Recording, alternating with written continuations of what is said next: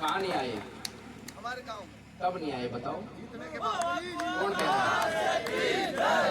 ये 8 लाख ये कौन से गाँव? कम से कम 11 लाख मेरी बात सुन बाबा, कब नहीं आए?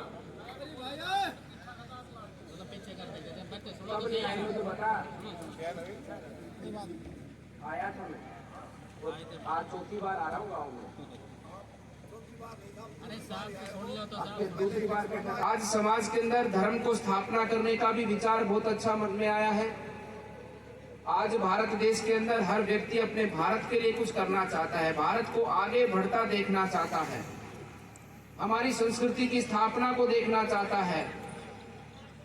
आज हर व्यक्ति ये चाहता था, भारत का हर व्यक्ति की आशा और विश्वास और एक संकल्प था कि भगवान राम का मंदिर बने। ये आप ही के संकल्प के कारण हो पाया है। मोदी जी को भी तो बनाया आपने बनाया है, योगी जी को भी बनाया तो आपने बनाया है। उन्होंने तो आपसे केवल ये कहा था कि हम ये कार्य करेंगे, आप हमें अवसर दो। आपने अवसर दिया और उन्होंने भगवान श्री राम के मंदिर का बनने का मार्ग भी प्रशस्त किया। आपने अवसर दिया कि भारत को अखंड और एकजुट बनाना है। जम्मू कश्मीर से लेकर कन्याकुमारी तक भारत एक हो, श्रेष्ठ हो, एक ही निशान भारत का हो, एक ही संविधान भारत का हो।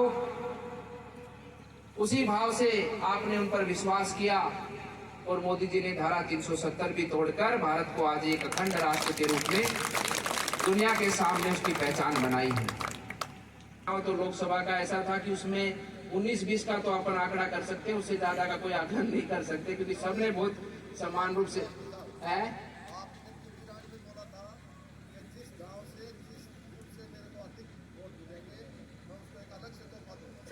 तो वो हमारे गांव में आप पधारे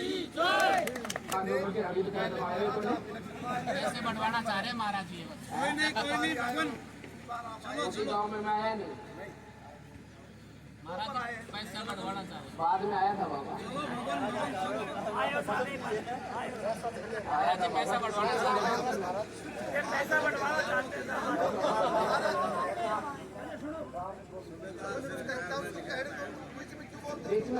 मैं एक बात बोल रहा हूँ कि बाबा मैं आया था, ठीक है ना, और कानपुर में तो 3-4 बार आ चुका, पुदीना में भी आ चुका। मैं आपको तारीख भी बता दूंगा शाम तक। ऐसा है कि बाबा सांसद बिल्कुल आपने बनाया है। बाबा सुनो, आपने जो बात कही है ना कि जिस बूथ से सबसे अधिक वोट मिले होंगे, वो हो सकता है मैंने बोली हो, मैं मना नहीं कर रहा हूँ। और ऐसा है तो मैं बिल्कुल आज देख लूंगा, और ऐसा रहेगा तो उसके नाम से 5 लाख और अधिक कर दूंगा, ठीक है। ऐसा होगा तो उससे 5 लाख और अधिक कर दूंगा। लेकिन बात ये भी सत्य है, आपको स्वीकार करनी होगी, क्योंकि आगे भी आपको ही संभालना है, पीछे भी आपने ही संभाला है। पूरा जिला आपका है और जिले के अंदर हर ग्राम पंचायत जिन्होंने भारतीय जनता पार्टी को अच्छे मत दिए हैं, मैं ये तो नहीं कहता कि सभी ग्राम पंचायतों में दे पाऊंगा, क्योंकि मेरा 2 साल का बजट भी माइनस हो गया, वो भी आपको समझना होगा। एक सांसद को पूरे 5 साल में 25 करोड़ मिलते हैं, जिसमें से 2 साल का कम कर दिया तो 15 करोड़ ही मेरे पास बचे हैं। और कुछ पैसा पिछले सांसदों का भी आया मेरे पास में, लगभग 3.5 करोड़ रुपया। तो ये इतना ही हिसाब किताब है। अब इसमें से मैंने 250 पंचायत तो अपने पूरे जिले में ऐसी कि जिनमें कुछ ना कुछ तो देना ही पड़ेगा। किसी में 8 लाख, किसी में 7 लाख, किसी में 9 लाख, इतना ही ऊपर नीचे कर सकता हूँ। इससे ज्यादा करना भी ठीक नहीं। एक संत होने के नाते फिर आप ये कहोगे बाबा जी भेदभाव करें, सबको मिलेगा और सारे घर को पहुंचेगा। इसी प्रकार से आप सब लोग गौ माता की सेवा करते रहें और इसी प्रकार से आप सब हम सब का भी मार्गदर्शन करते रहें कि सदैव हम सब आप सबकी सेवा के लिए समर्पित रहें। सदैव आप सबकी सेवा को लेकर हम आगे बढ़े, क्योंकि हमारा धर्म, हमारी पाठ पूजा, हमारा कर्म यही है। संत स्वरूप में रहकर भी यही कार्य होता है कि समाज की सेवा करना। जैसा कि आपने कुंदन दास जी महाराज को तो बहुत करीब से देखा है, सुना है, बाबा केदारनाथ जी को भी बहुत करीब से देखा है, सुना है। संत का जीवन ही समाज के लिए होता है और समाज की सेवा में ही समर्पित उसका जीवन रहता है, वही उसकी भजन साधना है। भक्ति भाव करना, भगवान की पूजा पाठ करना तो वो व्यक्तिगत स्वार्थ है, केवल अपने लिए काम किया जाता है। लेकिन संत का मूल धर्म होता है समाज की सेवा करना, उसी में समर्पित हूँ और आप सब की सेवा के साथ में ही अपने जीवन को धन्य करूंगा। यही मेरी परमपिता परमात्मा से प्रार्थना है। अंत में मैं आप सबसे यही मैं सुनूंगा बाबा हमारा जो अस्पताल है जी। ये वहीं कि वहीं पढ़ाया ना तो डॉक्टर आता है ना किसी बाबा ये तो वर्तमान परिस्थिति के बारे में मैंने बता दी, स्टेट गवर्नमेंट के काम है। अब इनके पास तो क्या कि वो रेडियो में जैसे आते हैं ना, वो या टीवी के ऊपर आता है जो धारावाहिक आता है, नाटक आता है, उसमें लिखा होता है सबसे पहले कि इसमें दिखाए गए दृश्य सभी काल्पनिक है, इसका वास्तविक जीवन से कोई लेना देना नहीं है। तो वर्तमान की सरकार की स्थिति ऐसी बनी हुई है, ये सरकार तो है, जनता के पैसे का ये लोग आनंद ले रहे हैं, बढ़िया गाड़ियों में चल रहे हैं, बढ़िया जगह खा रहे हैं, मौज कर रहे हैं, लेकिन लेना देना कुछ नहीं है। घोषणाएं हैं, ये करेगा वो करा। वास्तविक धरातल पे यहाँ गांव में पुतीना में आकर देखो, किसी भी गांव में जाकर देखो, कुछ हुआ है क्या पिछले 5 सालों में? तो ये स्थिति बनी हुई है, जल्दी ही परिवर्तन आएगा और हर काम आगे बढ़ेगा। हमारा जो हरियाणा से जो जुड़ा हुआ रोड है उसका कोई हालत है क्या? ये सब चीजें क्या करें, स्टेट गवर्नमेंट का सारा इसमें लेना देना रहता है। हम डायरेक्ट इसमें कुछ नहीं कर सकते, डायरेक्ट केंद्र कर भी नहीं सकता, व्यवस्था अपने देश की है।